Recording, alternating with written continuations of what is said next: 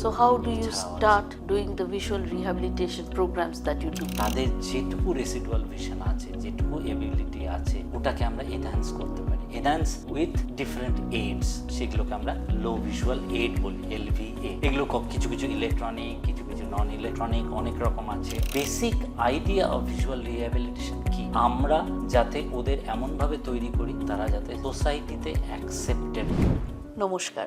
Disha I hospitals দুর্গাপুরে আমাদের পার্শ্ববর্তী রাজ্যের থেকে বহু মানুষ আসছে তাদের চোখের চিকিৎসার জন্য। সেই ব্যাপারেই কিছু আলোচনা করার জন্য আজকে দিশা আই হসপিটালস দুর্গাপুরের কর্ণধার chief medical officer doctor Partha Mondal আমাদের মধ্যে প্রেজেন্ট আছেন। তার মূল্যবান কিছু সময় আমাদেরকে দিতে পেরেছেন।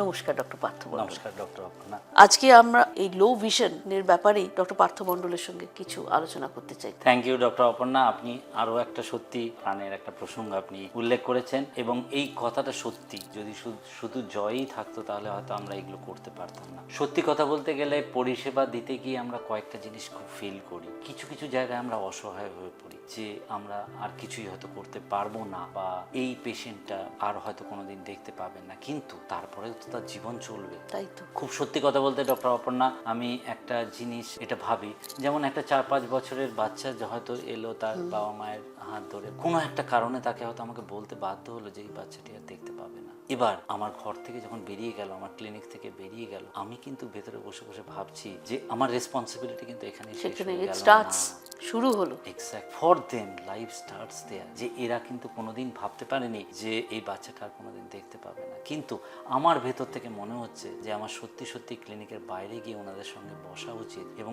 বলা উচিত যে no, this is not the end of life. So how do you start doing the visual rehabilitation programs that you do? Absolutely, this is the term actually, rehabilitation. Basically যখনই আমরা এটা ভাবি যে এর পরে আমরা আর কি করতে পারি, যখন আমরা কিছু করতে পারি না, তাদের দুটো সেগমেন্টে আমরা ভাগ করতে পারি। একটা হচ্ছে টোটাল ব্লাইন্ড, যে ইভেন লাইটও পারসিভ করতে পারছে না। আরেকটা হচ্ছে লো ভিশন, যেটা আপনি অলরেডি উল্লেখ করেছেন লো ভিশনের কথা। তাদের আমাদের মতো নর্মাল ভিশন হয়তো নয়, নর্মাল ভিজুয়াল অ্যাকুইটি হয়তো আমাদের নয়, কিন্তু তাদের স্বাভাবিকও নয়। সেক্ষেত্রে আমরা কি কি করতে পারি? কখনো কখনো তাদের যেটুকু রেসিডুয়াল ভিশন আছে, যেটুকু এবিলিটি আছে, ওটাকে আমরা এনহ্যান্স করতে পারি। এনহ্যান্স উইথ ডিফারেন্ট এইডস, সেগুলোকে আমরা লো ভিজুয়াল এইড বলি, LVA। এগুলো কিছু কিছু ইলেকট্রনিক, কিছু কিছু নন ইলেকট্রনিক, অনেক রকম আছে। ধরুন একটা বাচ্চা ক্লাসে বসে ও ব্ল্যাকবোর্ডটা ফলো করতে পারছে না, কারণ ওর সেই ক্যাপাবিলিটিস নেই। তাকে আপনি একটা চশমার সঙ্গে একটা টেলিস্কোপ লাগিয়ে দিলেন, ও আমার আপনার মতো স্বাভাবিকভাবে ওই ব্ল্যাকবোর্ডটা ফলো করতে পারলো।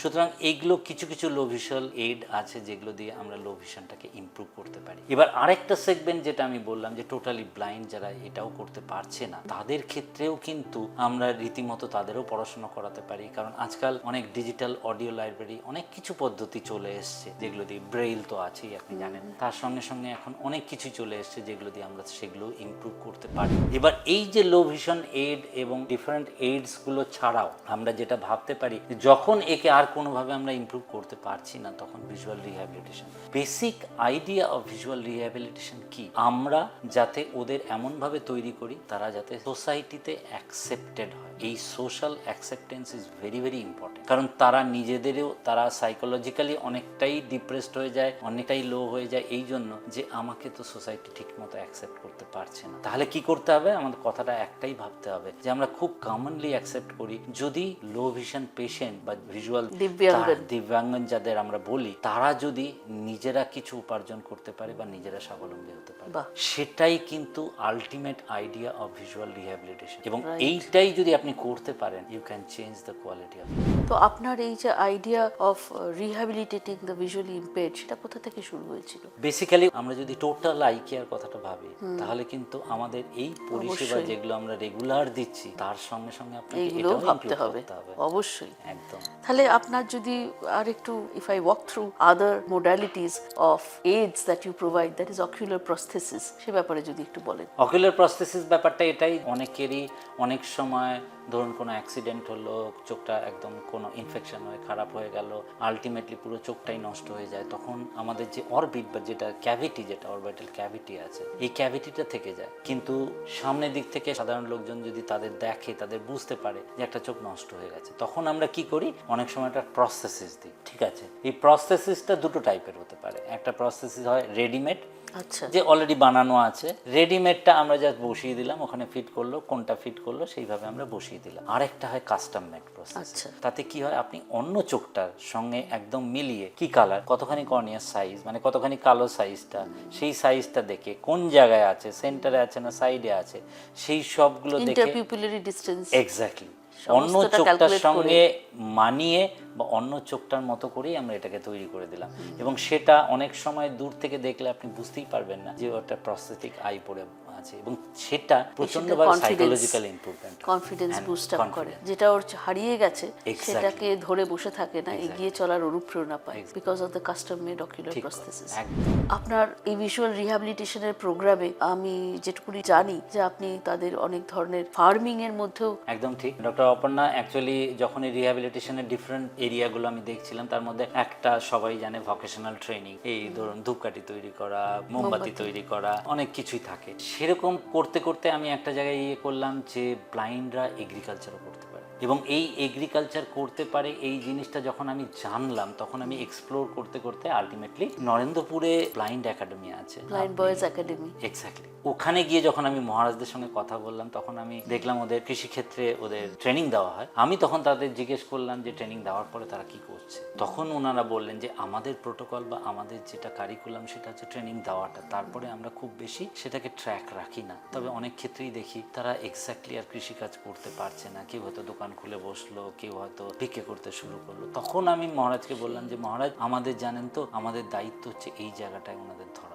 না, ওরা কেন করতে পারছে না? একটা হতে পারে তাদের হয়তো জমি নেই, আরেকটা হতে পারে যাদের ইনিশিয়াল ইনফ্রাস্ট্রাকচার করার মতো পয়সা নেই। এটা ডেফিনেটলি আমাদের দায়িত্ব, আমরা এইটাই প্রোভাইড করতে পারি, আমরা এইটাই প্রোভাইড করেছি। এবং আপনাকে বলছি, আমি এর সঙ্গে আমি ইনকর্পোরেট করেছি সরকারি সাহায্যগুলো, কারণ সরকারের ডিফারেন্ট স্কিমস আছে দিব্যাঙ্গনের। ইয়েস, রেলওয়ে বোর্ডেরও স্কিম আছে দিব্যাঙ্গনদের কেন্দ্র। আমরা যদি এগুলো এক্সপ্লোর করি, আমরা অনেক কিছুই জানতে পারবো, যে অনেক কিছুই আছে। সুতরাং টিউবুলার ভিশন তো তাদেরও নয়, আমাদেরও আছে। তো আমাদেরও তো নিজেদের ভিশনটাকে আরো ইমপ্রুভ করতে হবে, মানুষের নয়, ডাক্তারদেরও অ্যাওয়ারনেস দরকার। আজকে ডক্টর পার্থ মণ্ডলের সঙ্গে কথা বলে একটা জিনিস ভীষণভাবে অনুভব করলাম। ডাক্তার হিসেবে আমাদের নিশ্চয়ই একটা মেডিকেল রেসপন্সিবিলিটি আছে টুয়ার্ডস দ্য পেশেন্ট, কিন্তু উনি তার বাইরে বেরিয়েও বৃহৎ আকারে সোশ্যাল রেসপন্সিবিলিটি পালন করে চলেছেন। আরো একটা কথা, ভিজুয়ালি ইম্পেয়ার্ড পেশেন্টরা নিজেদের জীবন চালনা করার জন্য খড়কুটো খোঁজে, কিভাবে তারা নিজের জীবন চালনা করবে। ডক্টর পার্থ মণ্ডল আজ তো একটা নোয়াজ আর কি খাড়া করে দিয়েছে। সুতরাং আপনারা যাদের কোনো রকম সমস্যা আছে, যারা চিকিৎসার জন্য দিশাতে আসছেন, তাদের জন্য ডক্টর পার্থ মণ্ডল, তাদের টিম এবং নোয়াজ আর্ক ভরপুর আপনাদের অভিনন্দন জানাচ্ছে। ভালো থাকবেন। ধন্যবাদ ডক্টর মণ্ডল। নমস্কার।